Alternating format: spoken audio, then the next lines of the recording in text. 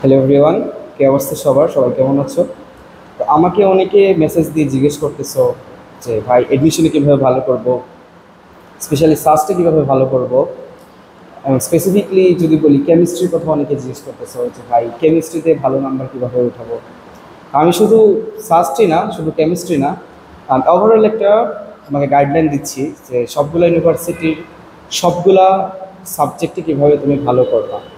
তো যদি একদম টু কাট লং স্টোরি শর্ট, একদম সিম্পলিফাই করে যদি বলি, তোমাকে অ্যাডমিশন টাইমে কিন্তু একটু প্র্যাকটিক্যাল হতে হবে। প্র্যাকটিক্যাল কীভাবে?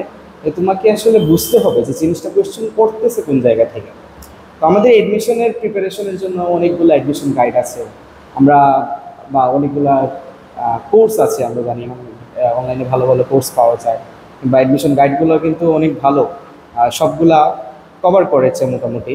একটা স্টুডেন্ট আসলে অ্যাডমিশন গাইড খারাপ দেখে চান্স পায় না এমন না, সে অ্যাডমিশন গাইড সম্পূর্ণটা পড়ে না বা সম্পূর্ণটা বুঝে বুঝে পড়ে না দেখে আসলে সে ভালো মার্কস করতে পারে না। তো আমি যেটা বলি, তোমার কাছে অ্যাডমিশন গাইড আর যে ইউনিভার্সিটিতে তুমি ভালো করতে চাচ্ছ সেই ইউনিভার্সিটির কোয়েশ্চেন ব্যাংক থাকলে তোমার আর কিছু পড়ার দরকার নেই। টু বি অনেস্ট, কিছুই পড়ার দরকার নেই এর বাইরে। না মেন বই, না এক্সট্রা কোনো শিট, না এক্সট্রা কোনো কিছু, কারণ তোমার অ্যাডমিশন গাইডগুলো সব কিছুই আছে।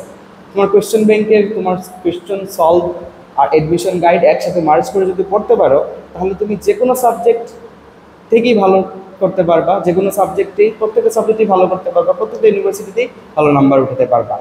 তো স্পেসিফিকলি যদি কোনো ইউনিভার্সিটির কথা বলি, ফর এক্সাম্পল সাস্টে অনেক টেকনিক্যাল কোয়েশ্চেন করে, আমরা জানি। টেকনিক্যাল কোয়েশ্চেনের পার্সেন্টেজ কত দেবো? সেটা খুবই কম। তোমার আমি যদি বলি যে 20 to 30%, খুব বেশি হলে জেনারেলি 10 to 20% টেকনিক্যাল কোয়েশ্চেন থাকে। কিন্তু তোমার এই 10 to 20% কি তোমার চান্স পাইতে কতটুকু হেল্প করে?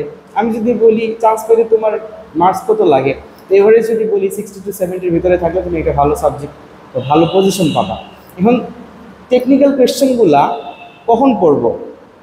আগে তুমি দেখো প্রত্যেকটা ইউনিভার্সিটিতে যে কোয়েশ্চেনগুলো আসে, সেগুলার 60 to 70% কোয়েশ্চেন কিন্তু তোমার এইচএসসি লাইফে যেগুলো পড়েছো সেগুলোর একটু আপডেট, বা সেগুলোর একটু বড় ভার্সন, বা তুমি বলতে পারো যে একটু বড় করে দেওয়া কোনো কিছু। আর এইটা তোমার হচ্ছে 60 to 70%। বাকি 30% হচ্ছে টেকনিক্যাল, যেগুলো হচ্ছে হয়তো বইতে নাই, মেন বইতে যেটা পড়েছিল সেটাতে নাই। সেই 30%-এর জন্য কিন্তু তোমার চান্স পাওয়াটা মিস হচ্ছে না। তোমার চান্স পাওয়াটা ডিসাইড করতেছে কে? তোমার চান্স পাওয়াটা ডিসাইড করতেছে যে ইজি কোয়েশ্চেন যেটা বই থেকে আসে। তো বইটা বইটা যখন পড়েছিলে তোমরা, যদি বুঝে বুঝে পড়ে থাকো, তাহলে তোমরা এখন ডিরেক্ট অ্যাডমিশন গাইড থেকে পড়া শুরু করো।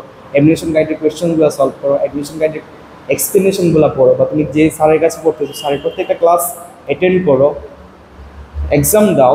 এক্সাম দিয়ে তুমি দেখো তোমার কি অবস্থা, কতটুকু কোথায় ইমপ্রুভ করতে হবে সেগুলো দেখো। তারপরে হচ্ছে তুমি যে যে ইউনিভার্সিটি ক্র্যাক করতে চাচ্ছ, ভালো করতে চাচ্ছ, সেই ইউনিভার্সিটির কোয়েশ্চেন ব্যাংক নিয়ে বসো, বসে A to Z সলভ করো, একদম শুরু থেকে শেষ পর্যন্ত সলভ করে দেখো। তারপর যদি তোমার কনফিডেন্স না আসে, তুমি এক দুটো এক্সাম দিয়ে দেখো। ইউনিভার্সিটি এক্সামগুলো পরপর অনেকগুলো হয়, এক দুটো এক্সাম সাধারণত রেজাল্ট 2 থেকে 3 দিনের ভেতর দিয়ে দেয়।